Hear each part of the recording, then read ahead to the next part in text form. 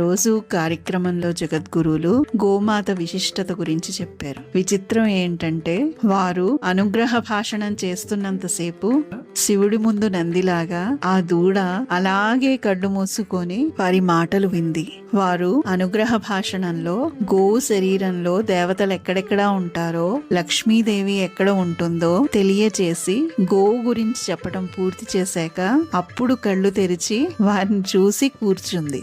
ఇంకొక విచిత్రం ఏంటంటే దాదాపు 1000 మందికి పైగా జనం ఉన్నారు.